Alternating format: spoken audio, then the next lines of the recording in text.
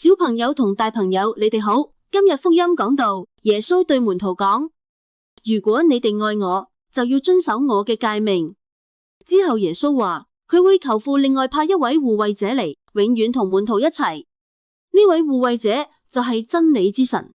世界唔認識佢，但門徒認識，因為佢會同門徒一齊，甚至住喺佢哋心入面。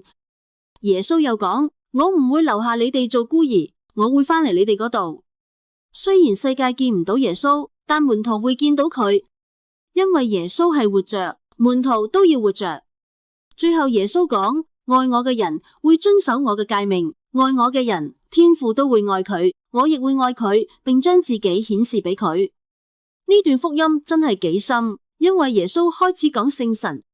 第一，真正愛耶穌唔只係口講。耶穌話：如果你愛我，就要遵守我嘅誡命，即係愛唔只係感覺，而係行動。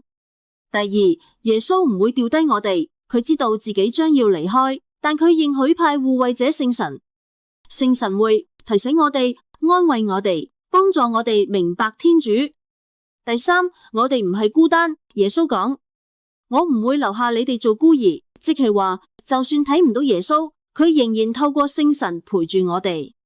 有時我哋會覺得天主好似好遠，祈禱冇回應，自己一個人面對困難。但今日耶穌提醒我哋，你唔係孤單，聖神一直陪住你。問題係，我哋有冇願意靜落嚟，去聽聖神喺心入面嘅提醒？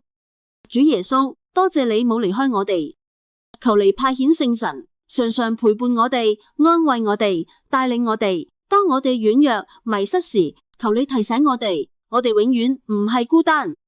讓我哋真正用行動去愛你。亞孟。